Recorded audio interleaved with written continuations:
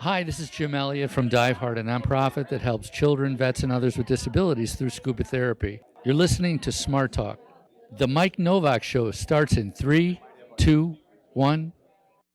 My students say, we want to save the planet. The planet's fine. The planet doesn't need saving. We need saving. The Earth tells us that it's in trouble in a bunch of different ways. It tells us we're in trouble by its effects on us. So you get things like changing disease vectors that are really surprising and harmful. You get food insecurity, you get mass starvation.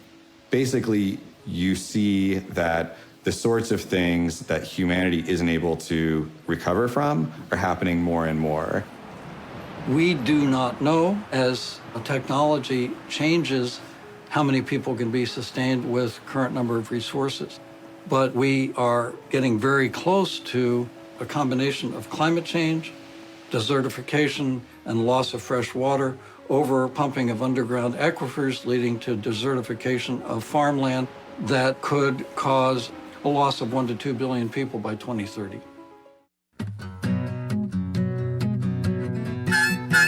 It's the Mike Nowak Show with Peggy Malecki. Green, gardening, and environment radio, flavored with a dash of humor. Welcome to intelligent, irreverent talk about plants and the planet they grow on. Your questions, comments, and participation are always welcome at 877-711-5611. Good planets are hard to find. Temperate zones and tropic climes, and true currents and thriving seas. Wind blowing through breathing trees, strong ozone and safe sunshine. Well, good planets are hard to find. Good planets are in demand. This hour is brought to you by Bartlett Tree Experts. Every tree needs a champion. Go to bartlett.com. Jet streams, perfect air.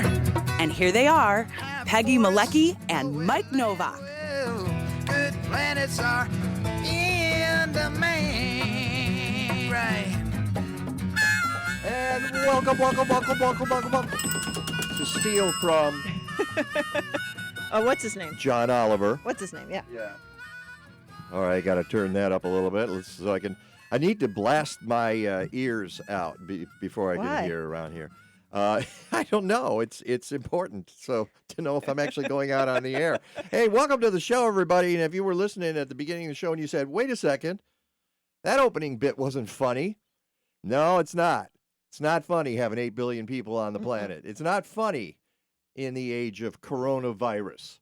What can happen to, and some of these, that's from a film, by the way, called 8 Billion Angels. And that's part of our show today. There's something going on here in town called the One Earth Film Festival. And Peggy and I have been awash in environmental films for the last couple of weeks. And yesterday, literally. Yeah, but I didn't even bring the rim shot in here. So, but in the last couple of weeks, yesterday, as Peggy's saying, we went to the Wave Film Fest along with Kale and Hannah, and our friend Michelle Hoffman-Trotter was there because she's a filmmaker. One of our listeners, Nancy, was there. Yeah. Hi, Nancy Bender. And we watched films and talked about what's going, cool folks like the guy who did the intro, Jim Elliott, who does therapy with people in scuba gear. Yep, dive therapy. Dive therapy, which is pretty cool. Yeah. So today we're talking about these kinds of environmental films, the seriousness of our situation, and sometimes the joy. We have, we're going to be talking about soil, we're going to talk about air, we're going to be talking about water, we're going to talk about birds, piping plovers. Good story about birds. A good story about plovers in Illinois and Lake Michigan. And I hope you stick around for that because you're going to learn a lot, and we're going all over the country to get people to do this. It's the Mike Nowak Show with Peggy Malecki. We will be right back.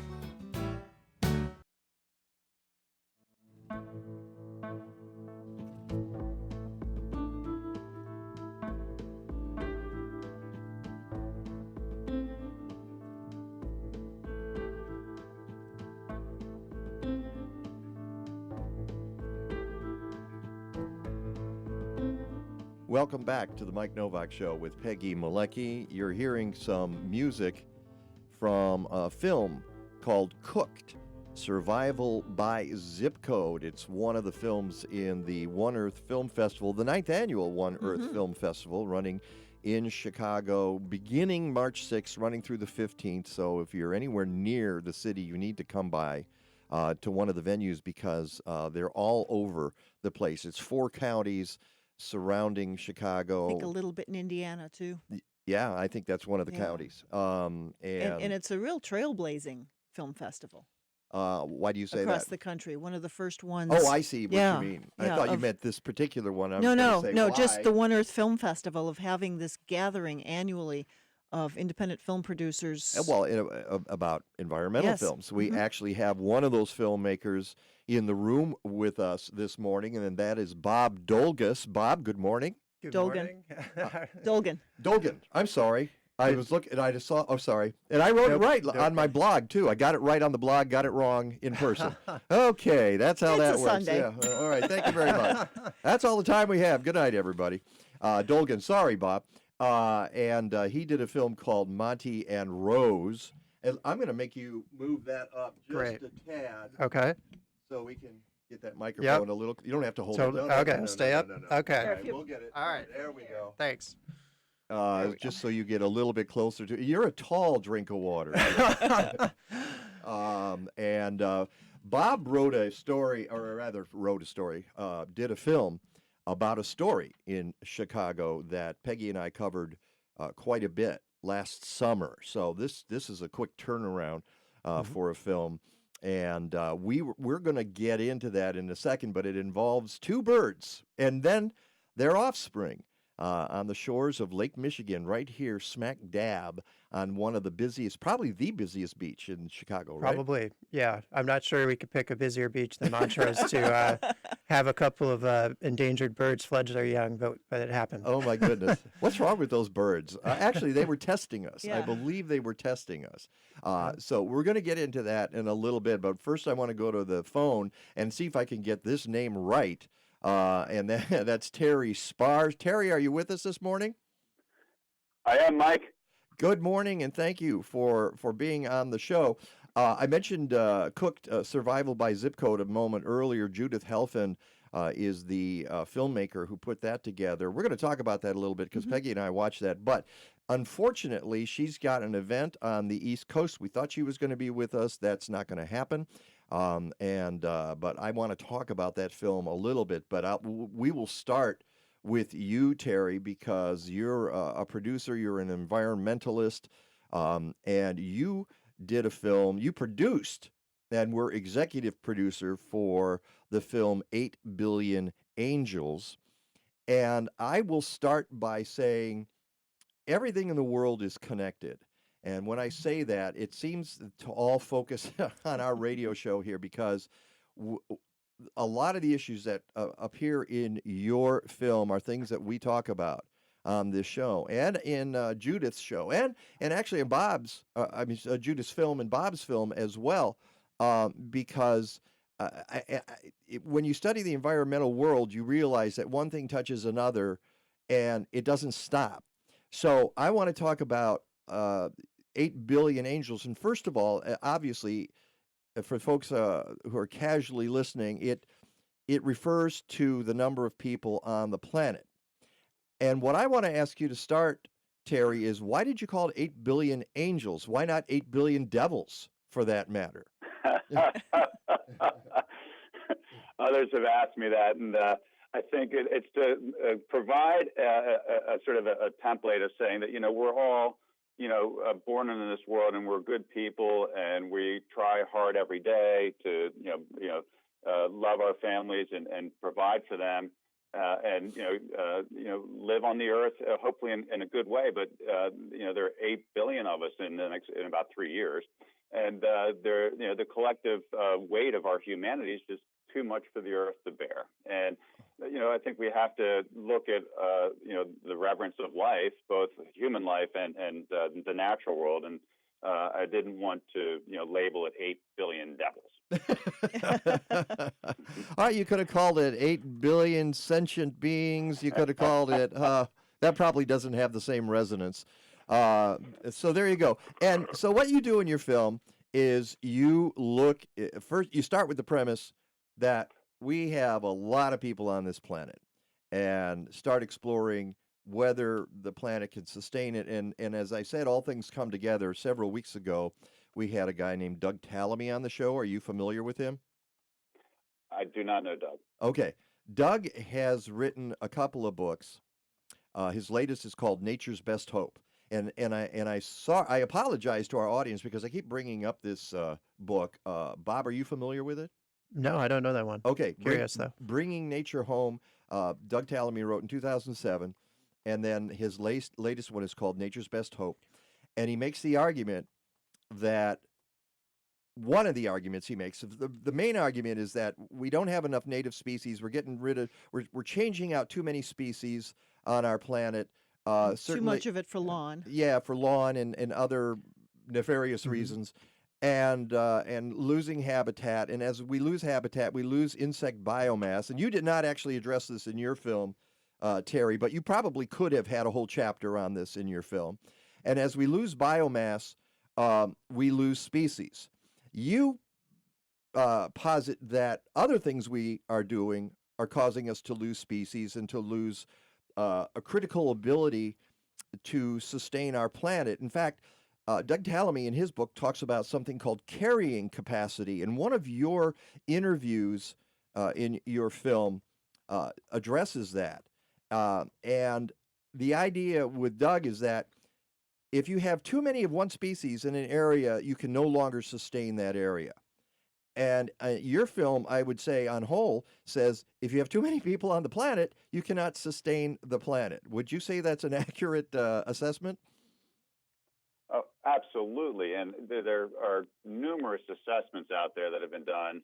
And some are quite good. The Global Footprint Network is one. The Natural Capital Project, the Millennium Ecosystem Assessment, which was done by the UN at the turn of the millennium. The World Resources Institute all have some very good assessments of carrying capacity, or what we call our natural capital, our biocapacity. It's what the renewable resources that we have, and every expansion of human activity is unequivocally having an impact reducing the population size of other species and raising their vulnerability and rates of extinction. We are clearly exceeding the carrying capacity of the planet substantially. And we need to have that honest conversation about our numbers. And it's not an easy conversation to have because it's fraught with all kinds of issues historically, and of whether it's racism or colonialism or reproductive rights, and they're all very valid concerns. Yeah, but it's a conversation that we need to have. Well, we did. Here's the thing. I know you're a tad younger than I am. I remember. Oh, you're right. We did. We did in the 70s. There was the thing called ZPG, zero population growth, and that was the thing in the 70s. And then, as far as I can tell, it disappeared. That conversation stopped. Mm-hmm. And I think it stopped, and you allude to this in your film, China instituting a policy of one child, that sort of thing, and people were horrified. How dare you? How dare you have the government control population? And that's actually an argument you make in your film, that it might not be the best way to go. Human rights. Right. Where do they are fit involved? On the other hand, to some degree, it was pretty successful. And when you look at 8 billion mm-hmm. people and still increasing, I mean, soon India will be the most populous nation on Earth. They're gonna blow past China at some point.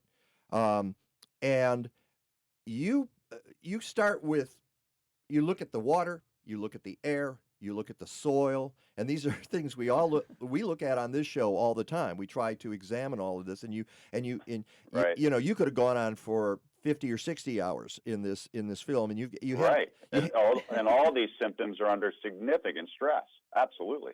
Yeah. You talk about overfishing, but mainly you talk about acidification of the oceans as being a threat. Go into that just a little bit. Well, I think every biosystem that we have is under immense stress by human activity. As you said, the decimation of our fisheries, the leveling of our forests, the strip mining of our soils, the depletion and draining of our rivers and aquifers and lakes, and the pollution in every corner of the globe, and the extermination of billions of animals, and they all have a fundamental upstream. If you look at these symptoms in their totality, there's a fundamental upstream cause of all that, and it's just there are too many people consuming too many resources and emitting too many wastes. We have a human impact crisis, Mike and Peggy. Mm-hmm. And I've looked at every which way to Sunday of how can we reduce consumption, because the equation, going back, Mike, to back in the 70s that Paul Ehrlich and John Haldeman came up with is our impact on the planet is a combination of the number of us and our affluence, our wealth. And our wealth is our income and our assets, and allows us to buy goods and services that are made of the raw materials of the world and the energy used to extract them and to fabricate them and deliver them to our doorstep. And the challenge with consumption is, and everyone thinks, oh, we can just reduce our consumption, is no one really understands the magnitude of it. And we literally, all these assessments that I was telling you about, and all the economists I've spoken to, the environmental activists, say we need to reduce our global consumption by about 50%, half, in order to allow for the abundance and diversity of life to flourish alongside us. And that's an incredible amount of impact on the planet. Half of the global consumption would have to be reduced. And to give you an idea, just real quickly, about what that looks like for each and every one of us if we were to live sustainably, it's living in a very small apartment, maybe 15 feet by 15 feet, with a very small bed, minimal plumbing, minimal electricity for just like a small appliance, like maybe a small stove, a small refrigerator, and maybe a light for your and a fixture, and it's having no central air, no central heat, no central hot water. It's not having any dishwasher or clothes washer or dryer because you don't have that many clothes or dishes, and it's never eating anything but a local plant-based diet, and never driving in a car, and never flying in an airplane. If we all live that way, all 7.7 billion of us, we can live sustainably. And it's just not going to happen because there are 3.5 billion of us who live at that level or above it, including all of us on the call today. We live better than that. Yeah. And we all live in these different countries. We all have different political ideologies, different cultures, and different economic systems. And how are you going to get 3.5 billion people to simultaneously give up those material standards of life to live a sustainable lifestyle? It's just impossible. All right, we have about 2 minutes. minutes. Does that make sense? Yeah, it may, it's terrifying at the same time, and we might get a chance to put some of that into practice with the coronavirus when people stop driving and people stop flying and stop meeting in places, and maybe they do have to grow their own food in their backyard just to be safe. I'm not being a fearmonger here. I'm saying we don't know. It's already begun to affect the world economy, and let's see where that goes. But this is one of the things you point out, is that the planet doesn't care. The planet's going to do what the planet's going to do. And as I've said for years, that when it needs to smack us down, it will smack us down. That's the way it's going to work. But you do have a solution, and so we only have a minute and a half, and I'm so impressed with your solution, and it is to empower women. Please address that in the short time we have left. Well, it's interesting. Every country that has gone through what I call a demographic dividend, it's where the country values, or the society values, education of women. It values family planning. It promotes small families, all in the context of human rights. And when girls are educated, when they're empowered, when they have access to family planning, these countries, you tend to see that they get married later in life. They have fewer children. They space them more. There's a better economic situation at home. The maternal health improves. Infant mortality declines. And it's incredible. Nature actually begins to heal because there are fewer people putting less pressure on the surrounding environment. All right, it's an elegant solution. Terry Spahr, thank you so much. You can see the film a couple of times. Great, Mike and Peggy, thank you. All right, we'll be right back with more from the One Earth Film Festival.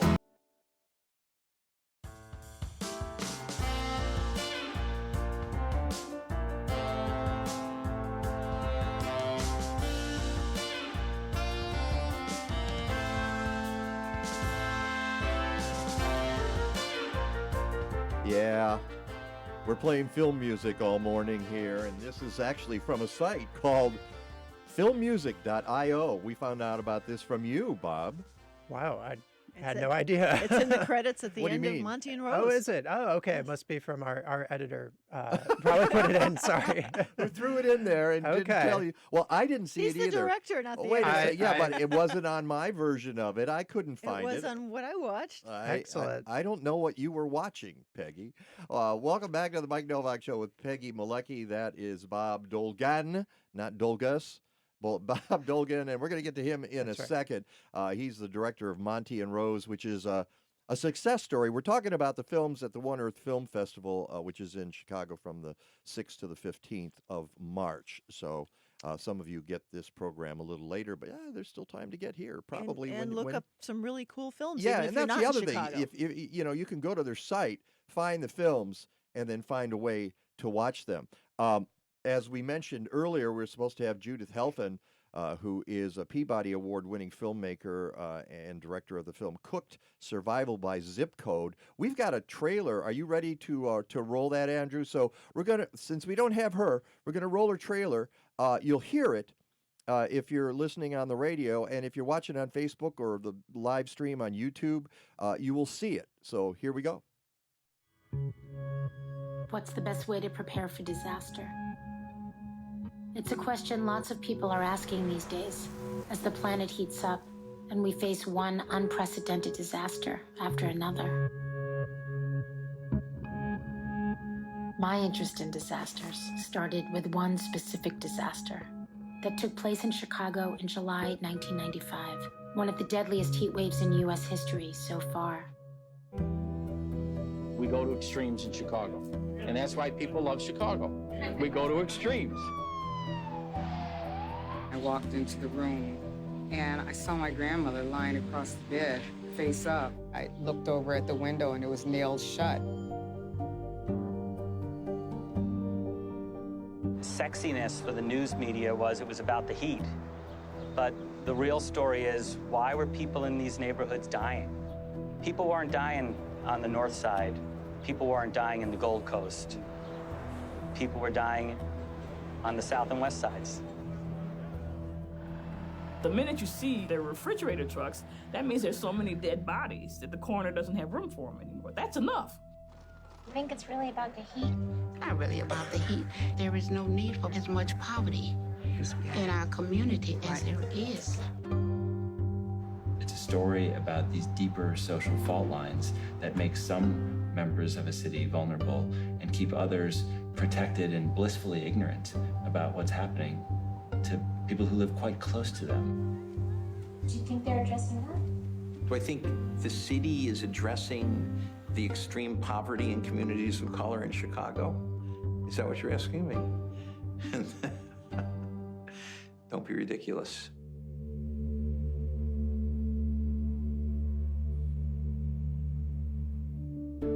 So what's the best way to prepare for disaster? I guess it depends on where you live.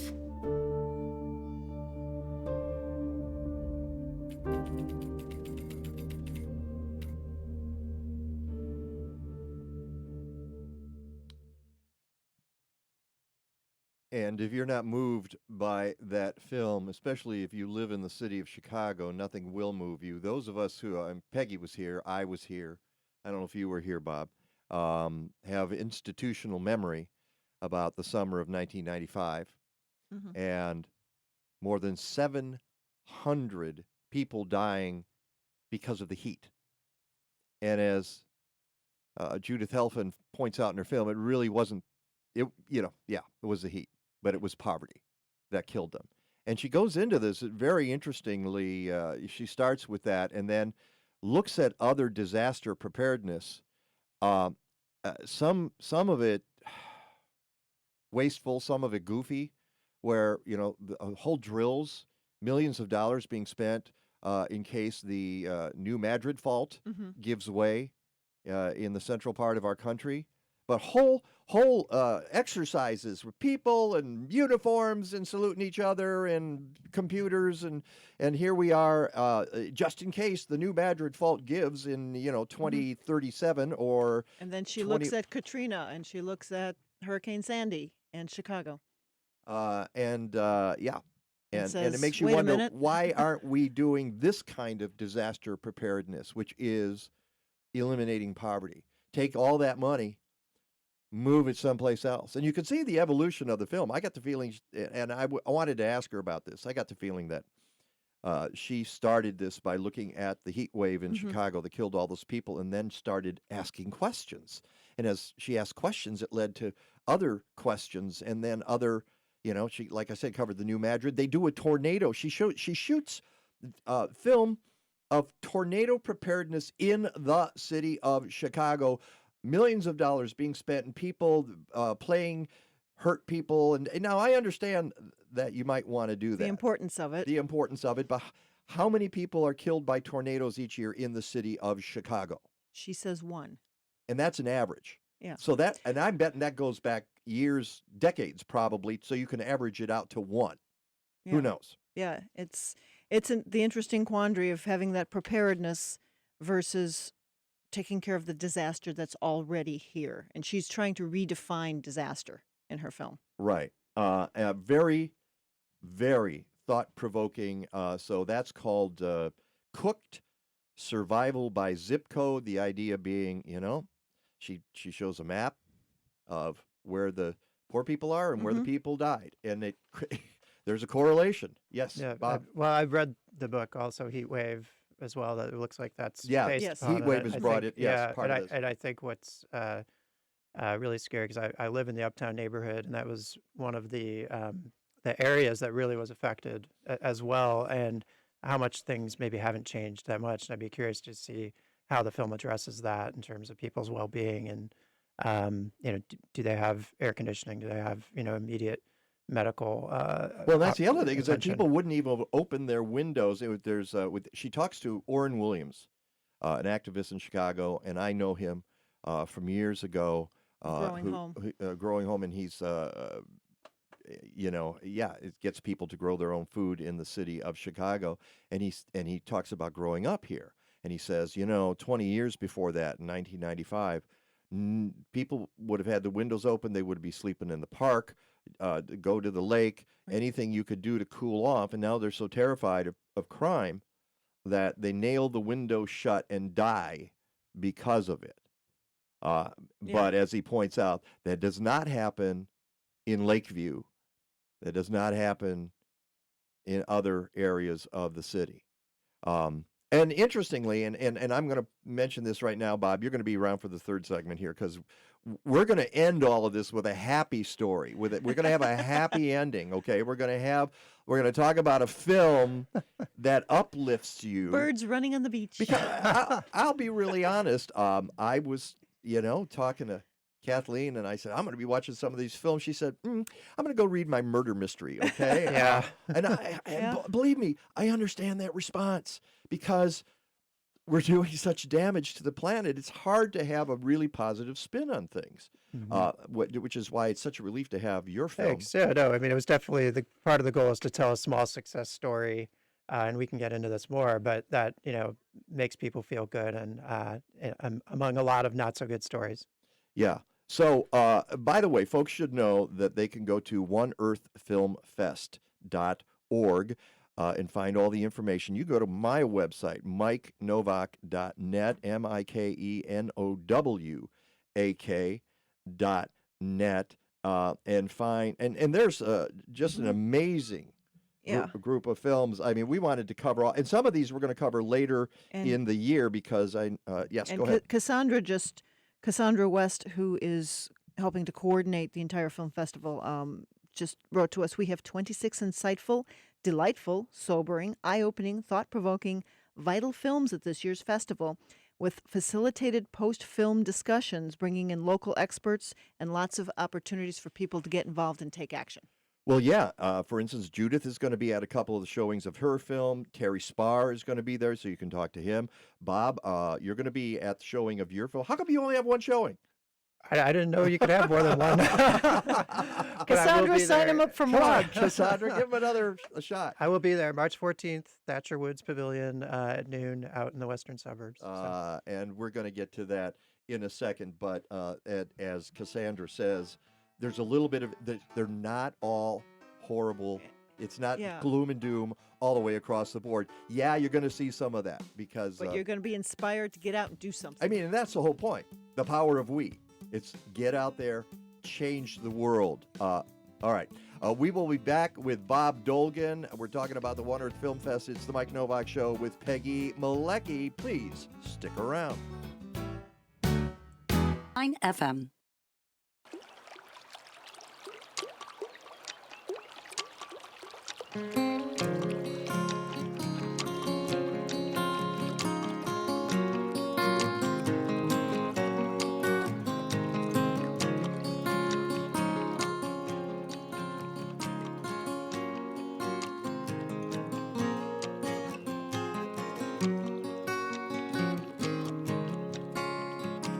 Welcome back to the Mike Nowak Show with Peggy Malecki.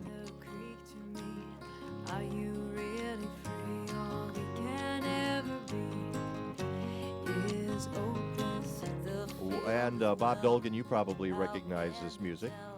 Absolutely. So that's Congress of Starlings, Andrea Bunch and Aaron Tedesco. They made the music for our film, and it was just a huge part of the film. And I'm not sure there could be music that would go any better with the story. So thank you to them. And you can go to congressofstarlings.com to find their music, and they only ask you like for $1.50 to download a song. I mean, it's great. Yeah, stuff. it's really, I mean, these songs, including, they went above and beyond by writing an original song called The Gift, which I really didn't expect at all when we started talking about the idea of them making music for the film. So, and it turns out I know Andrea Bunch, and now I've realized we got to get them on the show. We got to get them in here to play some of their music. That would be great. Yeah, I'm gonna go ahead. Have you set this up. You'll make connection, the and anything we could do to do that would be great. And I want to say one thing real quick before we get to Bob and his film.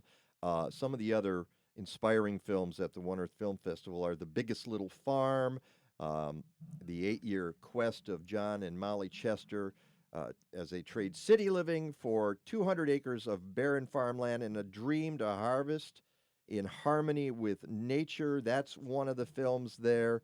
You can also find... I was looking at some of the ones. Seasons of Change on Henry's Farm. We're going to be talking about that later in the year. Epic Yellowstone, Return of the Predators. There's another success story. I'm going to that one, actually. It's at Nature Museum, Peggy Nodemart Nature Museum on March 8th, right? Yes, it is, at 12 p.m. Yes. And that's such a great story at Yellowstone. And... The Regeneration is one of the films. Hiked the Divide, about a millennial that goes out onto the Continental Divide Trail. Lots of great stuff there. I mean, on and on and on. There's whatever you're looking for, it will be there. However, I'm going to tell you to go see Monty and Rose because I've watched it. Peggy and I have watched it. And like I said, we covered this story last year in Chicago. Basically, I'm going to let you tell this really quickly, Bob. How did you get involved in this? Right. So I've been a birder really my whole life, and I was just sort of building up my 2019. We have a lot of lists in birding. So we have our life lists and our year lists, our state lists and county lists. You guys are all OCD. Yeah. It's somewhat of an obsession for sure. But I was just kind of building up my list for 2019 and heard that there were piping plovers at Montrose, which is a good bird to add to the list. Well, why? For one, there are only 70 pairs in the Great Lakes population left. Okay. And we only get a chance to see them traditionally along the lakefront maybe once or twice a year. They might show up, and then all the birders call each other. They get on the text and That's go, right. there are piping plovers at the lake right now. Exactly. And Chicago so we go running. Facebook page blows up. All the texts and Facebook pages are blowing up, and so instead you had a couple of them come, and it looked like they were going to nest. Yeah, and so I was at home, and I think I was in the middle of some busy time with work or something, and I got a text that said they're actually showing nesting behavior, and it was just so like unexpected and extraordinary. And I wasn't able to get out for a few more days, but by the time I got there, other people had been guarding the tiny little nest scrape, and an egg had been laid by the time I was there. An egg had been laid. And so I joined the first group of kind of volunteer monitors. And at first, people were just standing around the nest scrape, Right. physically protecting it from any passersby or any beach activity. And dogs not on Dogs, leashes. on and off leash, Yeah. could pose a hazard. And so eventually we got rope fences up, and this is still about the first week of June. IDNR and U.S. Fish and Wildlife did that. And then we had the volunteer effort just became bigger and bigger. Now, at the same time, I started doing some filming, and some of it was just me going on my own YouTube or Facebook or Twitter and just posting some comments about what had happened on any given day. But ultimately, I enlisted a guy named Mitchell Wenkus, who has a background in nature videography, who came in and started to do some serious filming, and that So gave that us wasn't just you're enough. not the camera operator.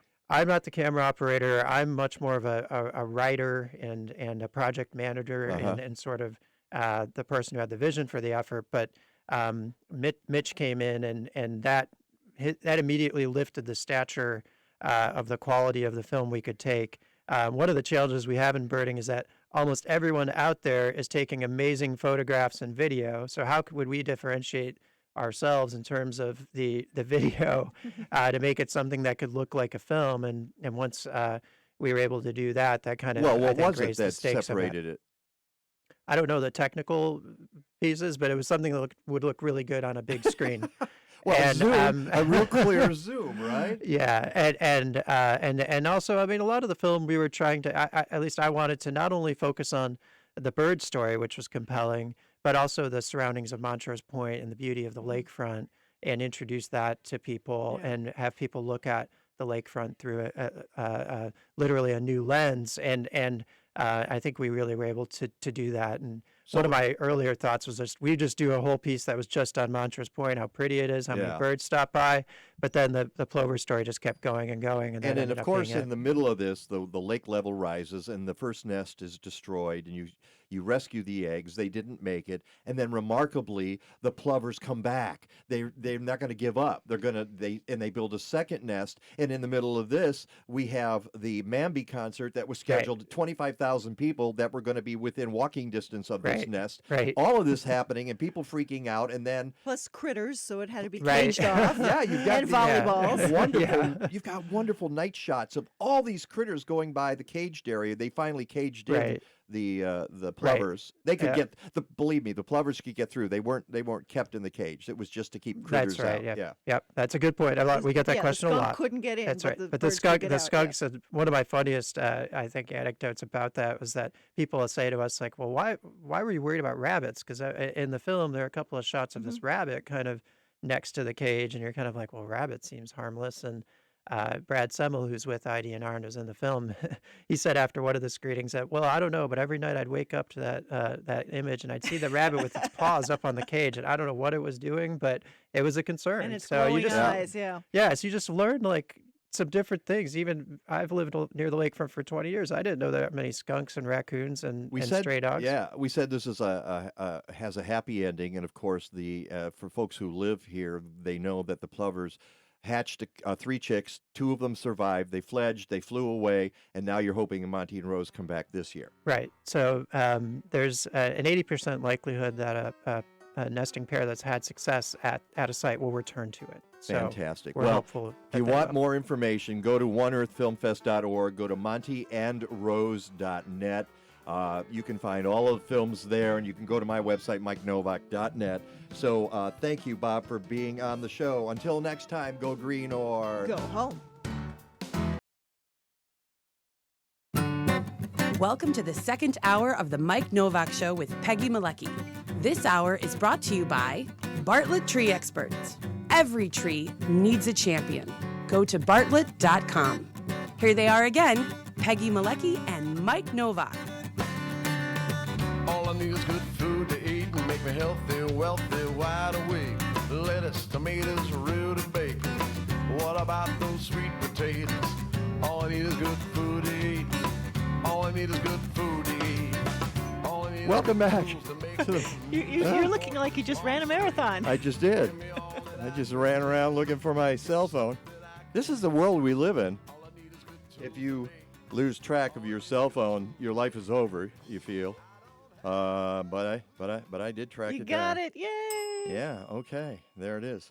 All right, you talk. I'm gonna get my oxygen here. Yes, go get some oxygen. Well, yesterday we were at the Wave Film Fest at Columbia College. Yeah, I was going to bring up Rick DeMaio earlier, and it flew out of my head when we were talking about climate and just different things going on. I don't know the point I was going to make, but there was something that he said that related specifically to one of the films we were talking about earlier. But you can go to the Mike Nowak Show on Facebook and see Rick DeMaio doing his thing. I did some live streaming of his presentation. You will learn a lot if you watch one or both of those segments. If you see the second one, if you see the first one, that goes on for a while, but the second one's pretty short, and it's specifically about the Great Lakes and water levels in the Great Lakes and why these things are happening recently. And it has to do with, temperatures and ice cover and lack of ice cover and cloud cover and lack of cloud cover and lack of cold. Yeah.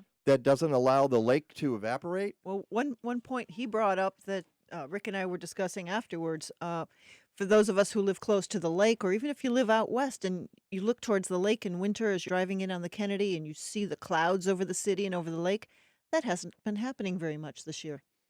The lake, I think he said, Lake Michigan is 6 degrees warmer this year, 6 or 7 degrees warmer. Wow. So than last year. There you go. And it's like 5% ice cover or something at this Yeah. point, and it's only in the inlets is where, probably up in Door County, because I went up and there. on some of the rivers coming in. Yeah, exactly. So do we want to give away some We tickets? got some tickets to give away. To what? Chicago Flower and Garden Show. Okay. Coming up at the... And we're going to be there on the 22nd of March. At Navy Pier. At Navy Pier from 9 to 11. The doors open at 10. But so you line up and you pound on the door and say, Let us in. No, they can all come in as roadies. That's fine. That's it. Perfect. Or as we used to do when we went to the main theater in Royal Oak, Michigan, when I was a kid, and I went to for 35 cents, would see the feature. We'd sit there, and I can remember this. The kids all going, "We want the show. We want the show." So they would put the show on just so they didn't have to listen. No, they put it on whenever they darn well felt like putting the show on, but we would still go, "We want the show."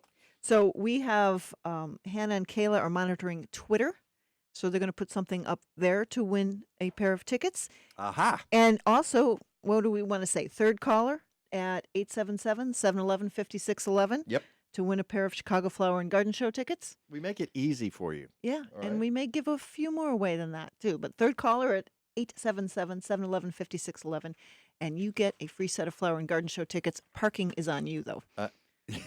Yeah, or mass transportation. Yep. There you go. That might be the best way to get down there. Oh, and I was reading, holy smoke, about the lakefront, talking about Lake Michigan and the flyway where the bicycles are supposed to go over. You can't get from the north side of that flyway to the south side because on the north side all is ice and broken up. And I'm trying to remember the quote. It was something talking about a pile of rubble and asking if that was the new normal. yeah, yikes.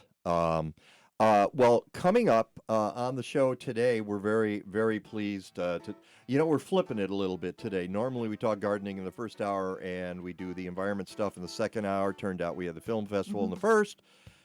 So we've got our buddy Dan Gibbs, the Chicago backyard farmer. It's March. Holy smoke, it's March. And I've got to get my pepper seedlings started today. I haven't gotten anything started. No, All right, we'll neither have find I. out what you need to do next. It's the Mike Nowak Show with Peggy Malecki.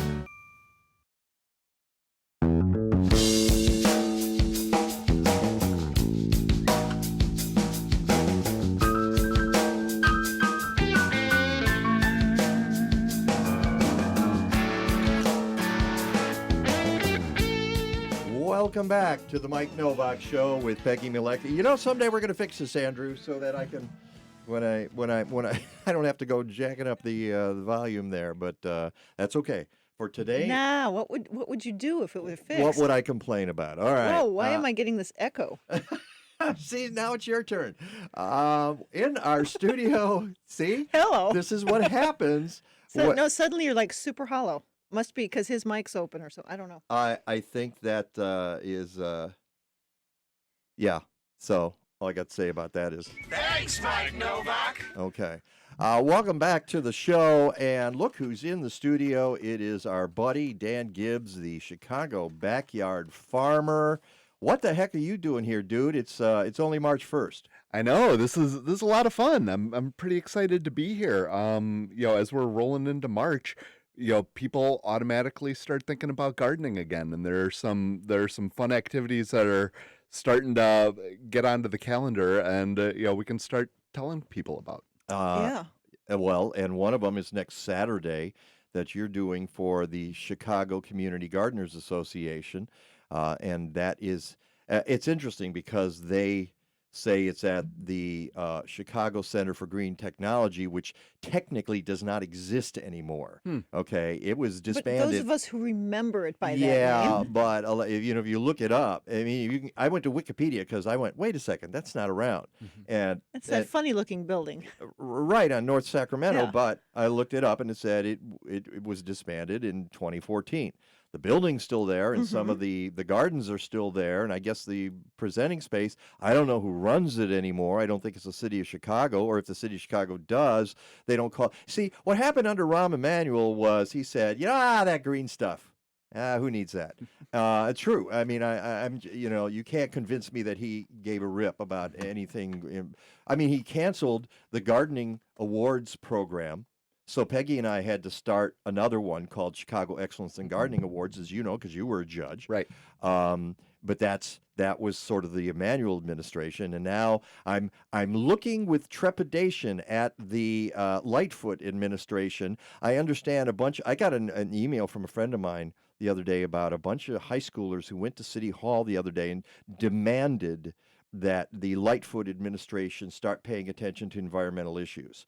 I've been yelling about it on my show for months now because there's no clue, no sign at all that she's doing anything. I mean, I saw a self-congratulatory email that came out from City Hall the other day about all the things they accomplished. I don't think the word environment was in there once, okay? Soil was probably not in there, gardening was certainly not in there. And my feeling is don't break your arm, patting yourself on the back, Lori Lightfoot administration. And according to the internet, the city of Chicago still owns the building. Okay, they probably own the building. I don't think they officially call it the Chicago Center for Green Technology. Regardless, you're going to be there on Saturday doing a workshop. And I don't have it right in front of me. Hold on. It's right here because I've got it here. A vegetable workshop and tool distribution next Saturday. I believe it's at 9:30 it starts. That's correct. You register at 9, and it's for community gardeners. Correct. And community gardens. So if you got a community garden in the city, and there are a lot of them, and a lot of people associated with them, it costs $5 to get in there. So what are you going to tell people next week?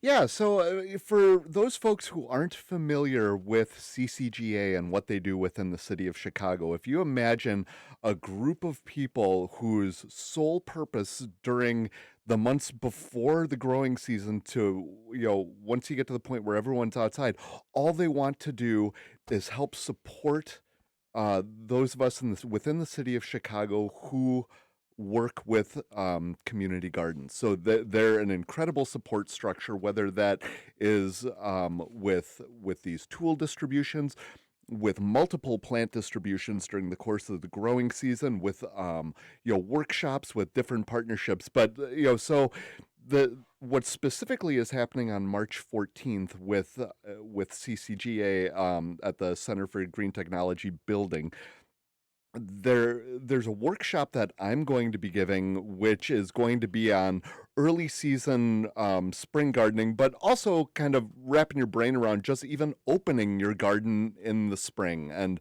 the process of doing that. But then they have the tool distribution for anyone who is part of a community garden. So if you want to come to the workshop, anyone can do that. If you want to be part of the tool distribution, that's for Chicago Community Gardens only. Is this to borrow tools for the season, or is it new tools they keep? It is new tools that the community gardens each will be able to take one. Okay. Correct. And do they also do anything of bring in your tools for sharpening and repair or anything like that? Not at this particular workshop, but so right now this is kind of the workshop for kicking off the growing season, even though it may not look like it outside yet. All right. So what are you going to tell people? I mean, I know that we're okay. Here's the way it works for me. All right. Every year, I tell people, hey, it's early spring. You want to get out there. You want to get your cool season vegetables out. And then personally, it's suddenly May, and I realized I've missed the window of opportunity for the cool season vegetables. And I think part of the reason is because weather in the spring is so inconsistent. It's kind of hard to figure out when you should do that. So what do you tell people? How do you ramp up in the spring? What are you looking for? Yeah, so springtime, especially here in Chicago, where we've all seen either a foot of snow on St. Patrick's Day or 75 degrees. Or 2 snowfalls in April last year. Right. But those didn't hurt the gardens at all. Right. That's the thing we need to say, because they're not accompanied by 0 degrees. They're, it's 32 degrees and it's snowing and it forms a mulch blanket, and it really doesn't hurt anything, does it? That's correct, especially if you're interested in putting items into your garden that actually like that kind of weather. So in the springtime, the two things that you kind of want to think about specifically with your garden is going to be drainage, and it's going to be your organic matter. A lot of times your garden's going to be pretty compacted. There's going to be puddles of water everywhere. You want to give that water somewhere to go when you get into late March. So just going around with a digging fork and opening up the garden a little bit, let that water drain out. But also, you're going to have a lot of leaves. You're going to have a lot of old vegetable matter in your garden that's going to be somewhat broken down. You're going to want to help that break down so that you actually have a nice clean space to be planting in. So how do you do that? It could be a couple different things. It could just be going through and loosening with your digging fork, and just kind of.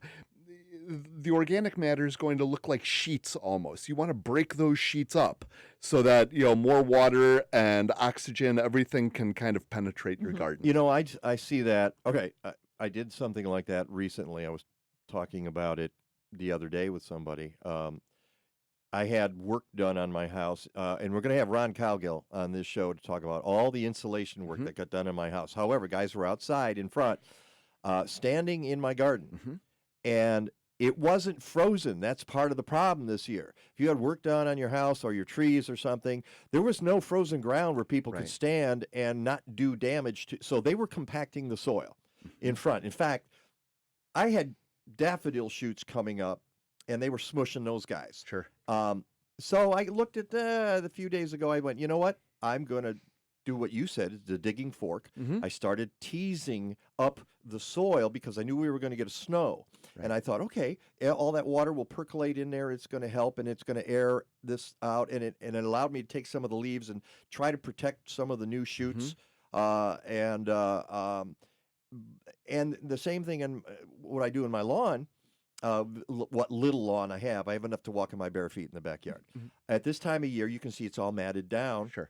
And then I just tease it with a rake, with a leaf rake, not the heavy rake, but the leaf rake, and just tease it a little bit, and that loosens things up, doesn't it? It's a great thing to do, and you don't even have to do that much. But while different areas of Chicago have different types of soil, but there are going to be areas of Chicago where the soil is going to be very fine and it's going to be very easily compacted. So if you could just do a little bit to give that water somewhere to go, you'll do quite a bit of good for opening that soil. Well, part of it is, what did you do in the fall? What are we doing? Okay, we're going to cheat. We can't see him at all. I know. I keep, yeah. Well, I hope we can hear him now at this point. Probably raised that just a little bit, but it had gone tad. back to right. Well, some of it's also the mic stand probably just went. And it cuts through your face as well, Peggy. So just letting you know. I've got plenty of space up here. Yeah, when you're not typing, okay. So there we go. Oh no, we can't do this. All right, it's got to go this way because Yeah. Well, one thing I also noticed a lot, at least in my yard, is how much, because it never froze, there seems to be lots of heaving everywhere. Sure. Not of the plants, but of the soil. There's like these little mounds of icy soil. Yeah, you everywhere. had a lot of heaving. I don't see that in my yard. And I didn't have that as badly in any of my gardens. But before autumn was over, I really did put quite a bit of chopped up leaf mulch. Sure. And I have leaves and straw And, everywhere. Yeah, I got straw as well. And that was one of the points I was going to make. The time to get your soil ready, you talk about drainage in the spring. The time to do that was last fall. You know? And this is why we tell people in the fall, do some prep. And if you can loosen up that soil and then you put the mulch, whether it's leaf mold or other things, straw or whatever, it's going to pay dividends in the spring, isn't it? Right. And it's a matter of kind of getting your mindset for, whatever season you're in, what could you be doing to make the upcoming season a little bit less work? All right. So we've looked at our gardens. Let's assume it's not standing water because we haven't had that much moisture lately. It should be fairly okay to work. Obviously, one of the things you always remember in the spring, especially the early spring, do not walk on that soil because you're compacting it, aren't you? That's correct. And if you think about what your footprint's going to do to that garden, the pressure you're giving to the soil isn't going straight down. It's going down and out. So you're actually compacting a larger area than just your own footprint. Now, if you need to walk on it, can you use a board or a big piece of cardboard or something? You have to go through it? Yeah, I think the whole idea is, keeping whatever invasion you have of the garden during this time of year is as minimal as possible. If you have to do it, you have to do what you got to do. But a board actually does work. I've done that. If you could spread out that pressure. Yeah, or a big piece of cardboard or something. And Cardboard, you're still going to compact the soil, I think. I think it's got to be something really plywood solid. or some type of board. Something pretty solid. All right, so that gets us to the idea of what can you plant when? That's the critical point. And how do you make that determination? Yeah, so, a couple things to think about for this time of year. One thing that you want to have in mind is what's our last frost date here in the Chicago area? And you kind of want to think for us, it's going to be somewhere between April 18th to, say, April 25th is going to be the range we're looking at. I thought it was May 15th. When I just looked up, it was saying it was end of April today. Really? So okay, we'll do a little search on that because I think maybe it's with things getting a little bit warmer, maybe it's gone earlier. Drop down. Okay. And if you ask Rick DeMaio, he tells you right now, winter and summer are easier to predict than spring and fall nowadays because he doesn't. It's so hard for meteorologists to figure out what's going to happen in the spring and the fall because the weather's changing so rapidly. Right. Chicago Botanic Garden is still saying May 15th, average last frost. Yeah, but I'll tell you, average last frost. Average for the whole that area. means that you might get one later. I don't see a last. I mean, the minute I say that, of course, it'll have frost on May 30th. Look at the snow we had the end of April last year. So. Yeah, that's true. So you got to be careful about that. Right, and thinking with that last frost in mind, you want to think about your two groups of plants for early season. What could you be doing that can tolerate the frost, and what could you be growing in a protected area so you can get immediately in the ground once that last frost has passed? Well, but there are some you're going to put in before and assume that the frost is, a light frost is not going to hurt them if they're just germinating or if they're, And what can you put in with a row cover or anything like that? Yeah, exactly, because you can manipulate those areas as well. Right. All right, so when we come back, we're going to have Dan Gibbs, the Chicago backyard farmer, tell us which specifically plants he likes in the spring. It's the Mike Nowak Show with Peggy Malecki, and we're going to adjust the microphones. Go Smart Talk.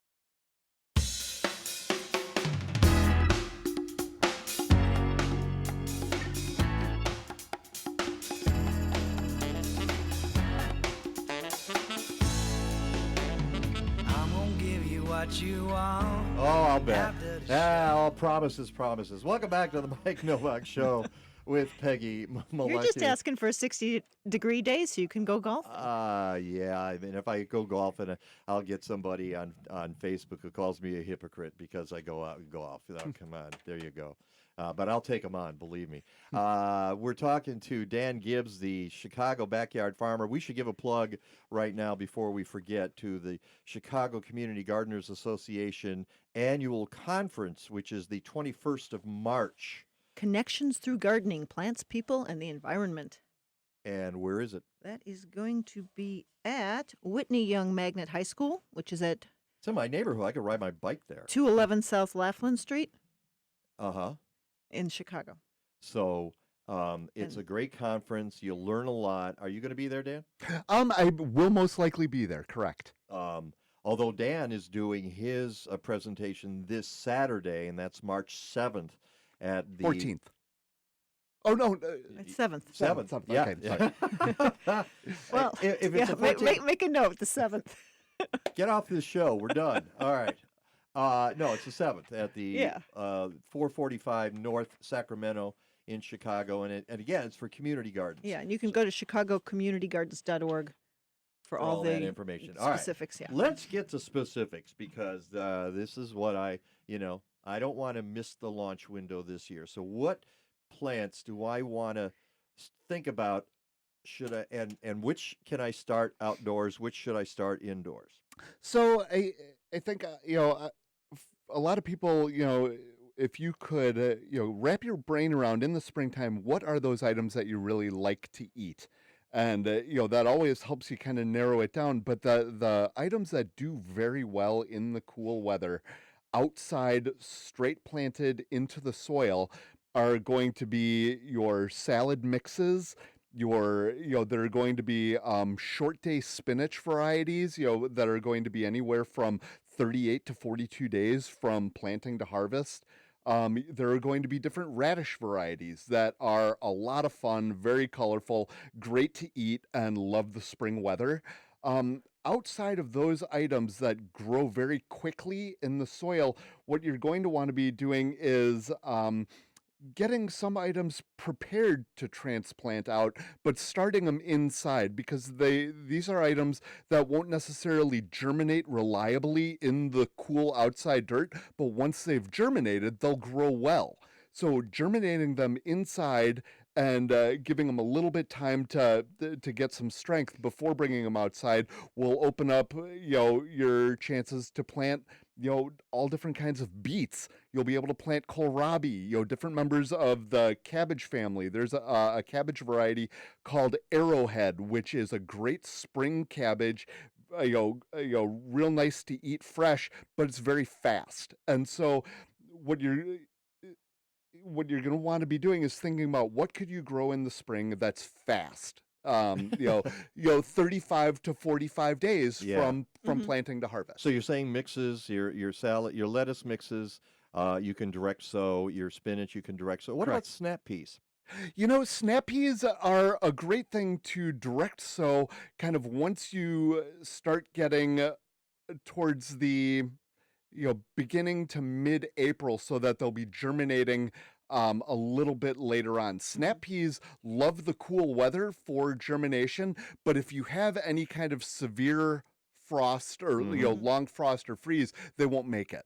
So you're kind of got a little bit of a balancing act when it comes to the peas, but you do want to get them in early. All right, and what are the ones, the list of ones that you want to germinate indoors to get ready? Yeah, so I like anything in the onion family. Some people like to have ongoing scallions. Some people like to have the long day, like the big Vidalia type or Walla Walla type, baseball size.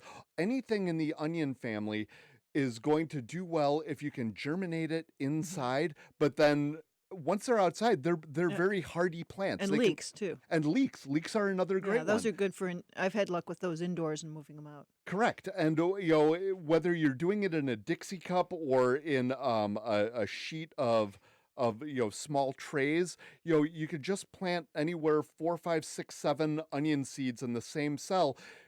You plant onions the same way you would want to harvest them. So when you eat scallions, you're not going to eat one at a time. You're picking out 7 or 8. So plant them I that don't way. know. Depends on your recipe and depends who you are and depends how intolerant you are of onions. Sure. Okay. One of the things I have the walking onions in my yard, and I love them because they're perennials. Okay. And so I can take a shoot of a walking onion, which is like a scallion. Right. I mean, okay, I know that there's sophistication to this.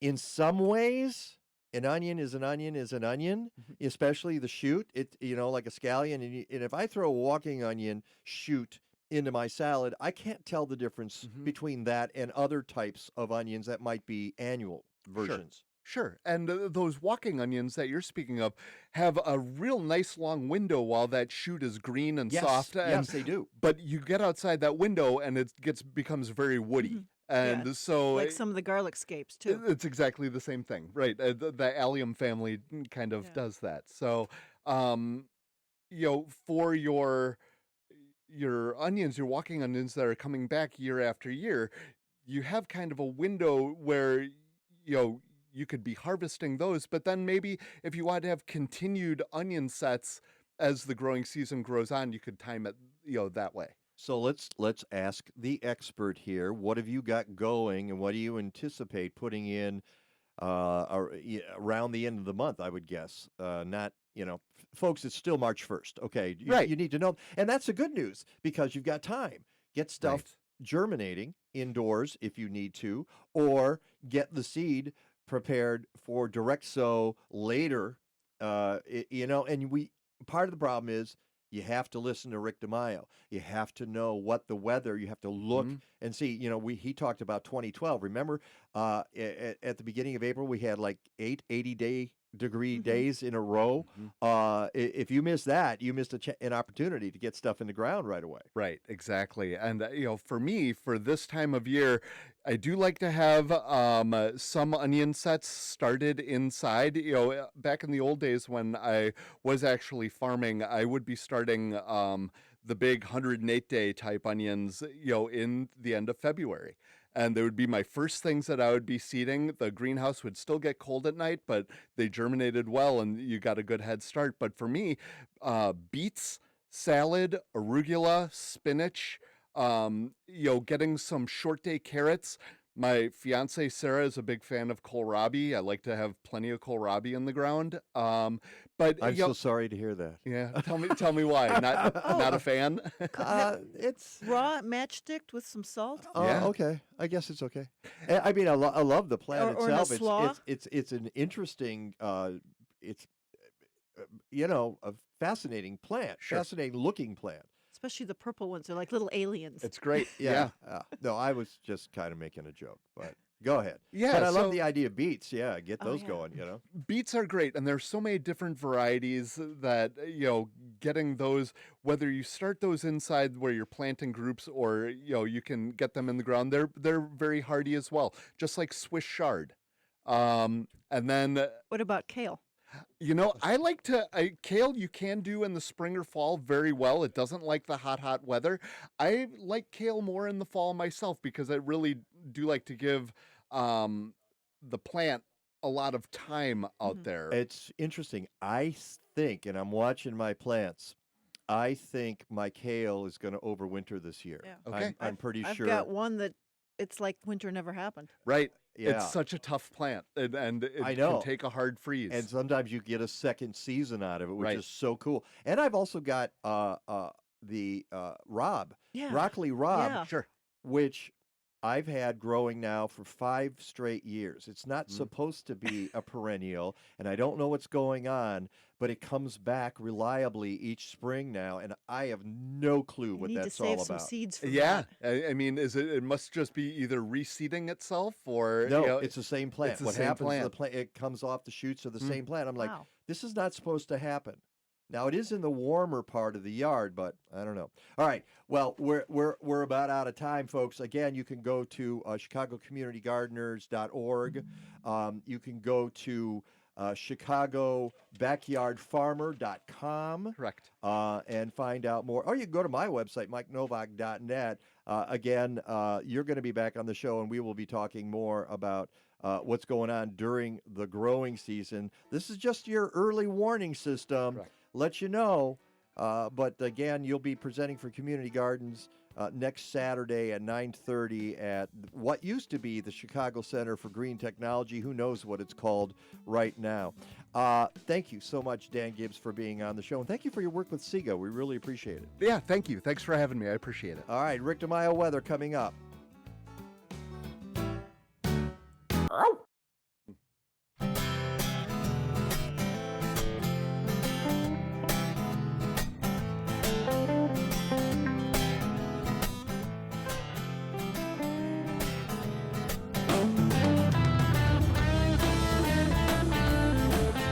Welcome back to the Mike Nowak Show with Peggy Malecki.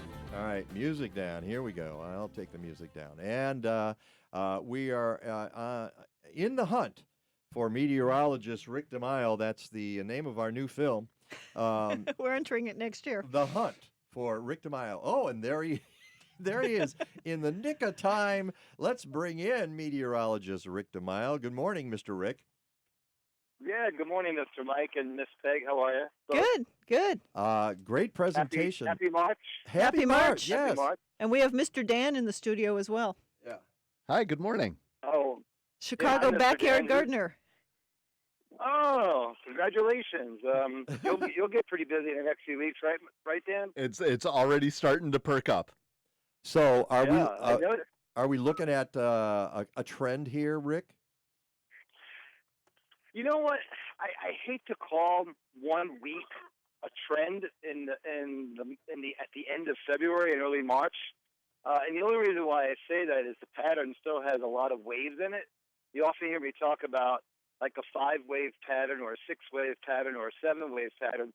So if you look at the globe from, a bird's eye view or a satellite view from the North Pole, there's actually 7 different waves across the northern hemisphere, and wherever there is a wave, you typically have an area of low pressure develops, and that usually means rain to the south, snow to the north. What the planet right now, at least the northern latitudes, is lacking is Arctic air. Now, that doesn't mean that you still can't get Arctic air. The only thing is that you don't get a lot of it, and it doesn't get that far south. So similar to what we saw around here last, if you remember, last spring, we had a really, really cold pattern set up in the middle of March. And then we got into some extremely active weather where we had either a lot of rain or snow followed by a lot of cold. And in the end, even though the month of April had intense degrees of variability, when you look at it on the whole from a 30-day pattern, it was actually near normal temperature-wise. I don't think we're heading into that type of pattern this year, only because there's less cold air to the north. So what I am looking at is the trend to be at least less cold, less snow, but still high degrees of variability of warmth and coolness, with also wetness as well. So one of the things that I'm kind of leading back to, the question was, is this a trend? 2 weeks ago, it looked like we were going to get into some active winter weather across the middle of the United States, meaning places like Nebraska, Iowa, Northern Illinois, which meant snow. Now it looks like that pattern's going to set up a little bit further to the north, so maybe like Montana, North Dakota, Minnesota, and into Wisconsin. So it does appear that we're heading towards more, if you want to say, seasonal warmth, which means temperatures in the 40s and 50s. And as we all seen around here in the month of March, you can easily get a 60 or a 70, and then about 2 or 3 days later get snow. And I think that's kind of where we're going. Seasonal weather, a couple of spikes of a lot of warmth, but nothing really in the way of any polar air that's going to produce some snow. So if I would be a betting man, Mike and Dan and Peg, I would say the chances of us getting a significant snow event between now and the middle of March looks extremely low, and between now and the end of March is probably better than less than 50% at this point. All right, and it sounds like, without the Arctic air, we were talking earlier about what things you can plant in your garden and get away with early in the season. When you get snow, that's not a problem. If it's snow, Right. if it's snow and 32 degrees or even 30 degrees, that's not an issue. It's a problem if you get into 25 for over an extended period and there's no snow on top of it, and that will wipe out your early garden. But it sounds like what you're telling us, and I know there are no guarantees here. It sounds like you might be able to take a chance in the middle of the month, depending on what you're seeing at that point. Yeah, absolutely, Mike. I think that's a great point. And also, I think we've seen in the past that you can get super warm weather and everything bloom out, and then you get a 4 or 5 inch snow, and the tender plants this time of the year may lose their flowers, but they'll still make it through, whatever harsh winter weather conditions we have for a brief period of time. But again, when you go back and look at what we had around here last year, we had some really, really cold air in the month of March, and that always pretends to show itself in central sections of Canada. And right now, I just don't see that happening. So the chances of having super cold weather are low. The chances of having any extreme events from a standpoint of snow, I think, are low as well. So yeah, you want to go ahead and take a chance?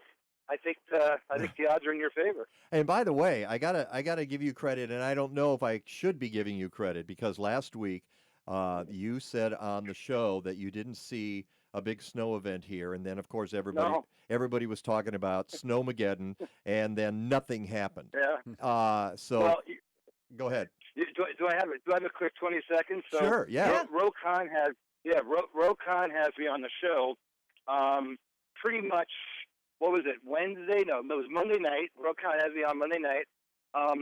He just had Demetrius Ivory on, who does the noon show on WGN, and in the background you heard Tom Skilling's forecast as well. And here I'm listening to this, waiting to come on, and I hear, and the forecast from Tom Skilling, 4 to 8 inches, locally 10 in some spots. And Demetrius Ivory also talked to Rokon earlier and is going 4 to 8. I'm thinking they're going, all right, I have 1 to 2 of a forecast. How do I diplomatically and professionally disagree with them? And I had to. Rose says, okay, so this time tomorrow we're going to have this, and that. I'm like, Ro, do you want to hear my forecast? He goes, yeah. I'm like, and this is what it is. He goes, oh, that's not what they're saying. I go, I know that, but most likely the weather maps that they were discussing with you earlier have kind of changed a little bit. So this is what I think the overall consensus is. And that's kind of hard to do because, no disrespect to Tom or Demetrius, but the pattern was setting up a little bit further south. But word to the wise, any of you budding meteorologists out there listening to someone talk about someone else's forecast, it's never good to diss them because you never know when you're going to be on the other side of the coin.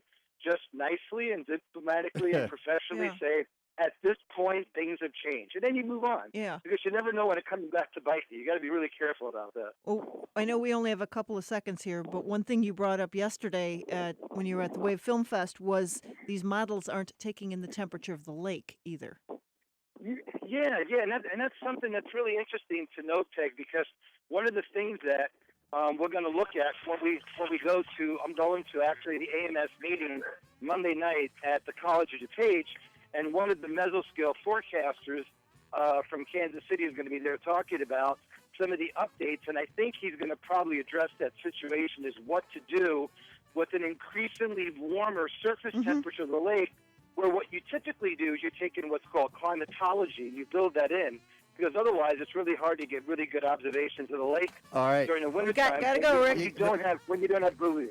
Okay. All right, see you guys. Talk to you next week. You bet. Take care. I want to thank everybody on the show from the One Earth Film Festival, Dan Gibbs, everybody in the control room. Until next time, go green or go home. Stadler? What? Is that it? Yes, it's over. How'd you like it? I don't know. I slept through the whole thing. Well, you didn't miss much.